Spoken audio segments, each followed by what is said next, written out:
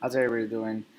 John Delgado here, back in Miami, reminiscing on a really great IBS New York show 2018. One of the things I'm thankful for was being able to take out time and interview my good friend Miss Jessica Zeinstra, educational manager for Andis Clippers. We talked about a couple different subjects. Main subject being how to become a platform artist and how to become a better platform artist and hair educator. This is a question I always get, John. I know you work with Andis Clippers amongst other companies. How can I become a hair educator as well? So, coming from the person who actually seeks out educators, I thought that Jessica would be the perfect person to talk to, and she answered that question. So, kind of, again, selfishly getting that question off my back and onto her. Um, I also asked her how to become an editorial hair artist, how to get your work into magazine, print, movies, big screen, etc., and how she did it. And she actually shed some light about one of the tricks that she did back home to get better at that, get more exposure.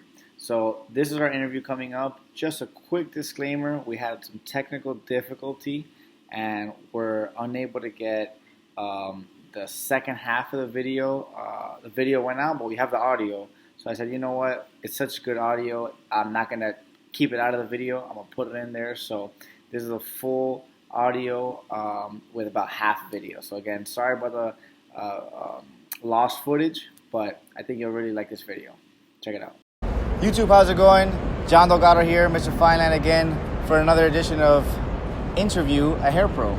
So I have Jessica Zeinstra Rosen with me at the IBS 2018 Hair Show. Jessica, thank you for joining us. Thank you for joining me. our YouTube channel. Thank you for having me. And it's always a pleasure. We work together at the Andis booth, of course.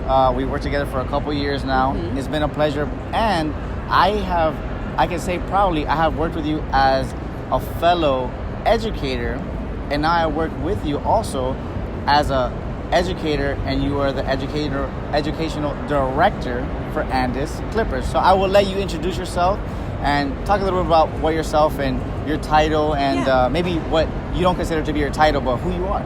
Sure. So my name is Jessica Zeinstra Rosen, formerly just Jessica Zeinstra. Now it's a bit of a handful or mouthful. Yes. I am the global education manager for Andis Clipper Company. I used to be an educator and international platform artist for the company for 5 years prior to stepping into this new role. I am a cosmetologist by license, but a barber by trade. So I was classically trained in barbering techniques and have really focused on the men's grooming sector for my entire career. Awesome. Well, Jessica, so I wanted to interview you in part to get some content out there into the world, but also because I want to get as many people off my back as possible. Seriously. Because as an educator with Andis and with several other companies that I represent, I get the question all the time, John, how do I become a hair educator? How do I work trade shows? So since I don't hire people to become educators and you do, yes, I'm going to divert all that attention onto you. Perfect. Okay? So now I'm going to have people messaging yes, me even more than everybody. I already do. That is correct. Perfect. But what I want to ask is this. When you look for an educator and when you're seeking them out, because I know we talk about how you all the time are looking for new educators. Yeah. What do you look for? Honestly, a few things, and it's very specific. So I think a lot of people assume that you have to have a huge Instagram or social media following, and I think it's the opposite of that. I actually prefer if you aren't completely blown up on social media yet, okay, because now we have a chance to really cultivate your style and cultivate your technique and work together. I also think, obviously, you need to cut hair well. That's first and foremost. Sure. If you can't cut hair, you probably shouldn't be teaching other people how to do it. However, I don't personally believe that you need to be the best hair cutter on the block. Okay. I actually find that it's a lot of times the people that are the best hair cutters have a hard time presenting and fully articulating what they're doing. Sure. So I look for people that can really break it down to the basics, and you are phenomenal. Like, you do such a great job at it. So watch him, copy what he does, but make it your own style, of course. But truthfully, break it down to the basics and think about that brand new learner, specifically somebody who doesn't have a barbering background, and the basics that they need to know in order to elevate their technique. So you have to be able to cut hair and talk about what you're doing at the same time. So if you're going to send me your video, make sure that you're doing that. Make sure you're using Andis tools if you're going to be applying for an Andis position. Which, of course, you want to be. Of course, because we are the best. Of course. Slightly biased, but humble, genuine, a hard worker. I mean, I can't point to you enough. You're phenomenal. I did the same thing, though. When I was on the team, I showed up early. I stayed late. I offered to do anything and everything I could. One, to make myself known to the company, but also to get that experience. Yeah. So hard worker, genuine, humble, and articulate. Yeah. So I noticed you did mention something, which is if you're going to send me a video XYZ, so you would recommend that people maybe film themselves, Yes. get out there, maybe come to a show, do a demo, things like that, Yes. so you can see them, how they work. Absolutely. Yep. So come to a hair show. Not only just come to a hair show, but hang around the booth for a while and watch the educators present so you can see what the flow is like, sit in on classes, and not just take notes on the technique that they're speaking about, but their presentation style. So that was a big thing that I did when I first started out. I was in every single class underneath the sun and taking notes on what the PowerPoint looks like, how many slides are in the PowerPoint. Oh, they're using a PowerPoint and a flip chart. What are they putting on the flip chart? What do they start with? What's their meat and potatoes in the middle? And what do they end with? Like taking notes on the flow, the ups and downs. Do they have filler words? Taking notes on all of those things. Right. And then I would take that, digest it, go back, set up my camera, my phone, and film myself teaching classes, and then pick apart myself. Right. Over and over and over again. Now, would you recommend someone who maybe hasn't made it to the big stage, so to speak, to maybe do some smaller classes and, like you said, film themselves? So maybe back home, offer one-on-ones, maybe salon classes if you're a barber, barber classes if you're a salon worker, or whatnot, absolutely. cosmetologist? And there is no school or salon or barbershop that's going to turn down a free class. So if you find a school in your area, a salon in your area, a barbershop in your area, call them up and offer them a free class. Yeah. And just say, I'm going to come in on a Sunday, I'll do a 2-hour demo, it's completely free, I want to videotape the thing so I can go back and rewatch it myself, and just do that over and over and over again. Right. And I think that's key, because that is pretty much what I say to people who ask me. I say, listen, you know, it's not enough for you to just be a good hair cutter. How do we know you're good at teaching? You got to get out there, you have to show your stuff. You know, you have to go and cut at a hair show, go and cut at a school, and really get that work out there, because there's thousands of good hair cutters, but there's not thousands of good hair educators. This weekend alone, I think I've probably had 30 or 40 people come up to me wanting to be an educator. This weekend alone. And that doesn't include how many emails are going to be in the email inbox. So everybody wants to be an educator. So thinking about what you can offer that's going to set you apart.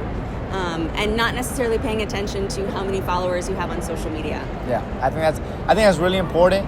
Now, that doesn't mean that if you have a lot of followers that... Certainly. You know? Certainly. But if you have a lot of followers... Cool. Love it. But I'm speaking to the people that feel like they can't become an educator because they don't have the followers. Yeah, definitely. So with that being said, I want to transition now onto the next subject, which is, I know you've done a lot of editorial work. So there's a lot of people out there that want to get into editorial work, and then they want to be successful at it, and you've done both. So I want to ask you, first of all, how do you get into editorial work, get your work in print, movies, etc.? And then what are the keys that you implemented in your career to make sure you're good at it? It goes back to kind of the similar things as becoming an educator. You have to practice. So I found a local art school, and I live in Minneapolis, so there's an art school there called MCAD. And I just found a bunch of photographers that were going to school there that did tests for print, so we just exchanged. And then you can find up-and-coming models who will do the work for free, and you just exchange for free to help build up everybody's portfolio. So that's where I started out, just on random Sundays, random Wednesdays, doing photo shoots in, like, back rooms of salons, Sure. And then critiquing it, comparing the outcome of the photos to the photos that I was seeing in a lot of the trade magazines like American Salon, Modern Salon, GQ, staring and comparing a lot of those, and then making sure that the lighting and the photographer understands that it's a hair shoot. Mm-hmm. Right. So if you're trying to get published in a hair magazine, the shoot needs to be about the hair. If the face is brightly lit and the hair is really dark and you can't see what's going on, no one's going to pick it up. Sure. Yeah. So the key is, like you said, to compare your work to what's already been done and what's successful, and try to match it up. Yeah. And I'm not saying like artistically wise matching it up, just making sure that the quality of the work is the same. Right. I think what has helped me and what I see has helped a lot of other people that have gotten published very fast in their career. I got the cover of Modern Salon 3 years into my career, which is huge. But what helped set me apart from other people is I stayed in my own lane and I focused on what I personally wanted to do. I focused on my own art instead of copying what other people were doing. Yeah, so people can identify your work. Precisely. Yeah, it's like a form of branding almost. Yeah, exactly. Yeah, nice. And then if you come to hair shows, find the editors of the magazine, find the people that are writing the articles, because every single article says who it was written by. Mm-hmm. Find them, seek them out, introduce yourself, and if you can put together a booklet of your work, when you introduce yourself to them, hand them the booklet of your work, or stalk them on social media, message them over and over and over again. Don't be creepy about it. But, there is a point where too much is too much. Yeah. But be persistent, and I think persistence is key, and really sticking to it, and you are going to be rejected over and over and over again. And sometimes you just have to deal with that. And I've been rejected 1,000 times in my career, but I persisted and I pushed through it, and I wouldn't be where I am today if I didn't continue on the path. Nice. Well, Jessica, I can't thank you enough for sharing your time with us. I know it's a very busy weekend, so for the fact that you just spent a couple minutes with us to kind of give out those gems is real key. And I can't thank you enough, specifically me, because now I am going to get all those people off my back and onto yours. So I want to close out with Jessica taught me something very important. If you want to land a high five, you stare at the elbow. So it's all about the elbows. So stare at the elbows. Nice and corny for you guys. Mr. Fine Line, John Delgado, Jessica Zeinstra Rosen, checking out from IBS New York. Thank you guys. So that wraps up our video with Jessica Zeinstra Rosen at IBS New York 2018. I hope you guys liked the video. Remember, we're going to have a lot more of these interviews coming up with different hair artists around the industry. I'm going to be posting a lot of that, as well as hair tips, as always, and reviews, box openings, product reviews, clipper reviews, etc.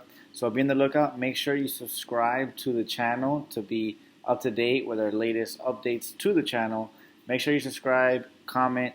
If you have any questions, feel free below here, comment them, and I'll make sure to get back to you guys as soon as possible. So looking forward to seeing you guys in our next video.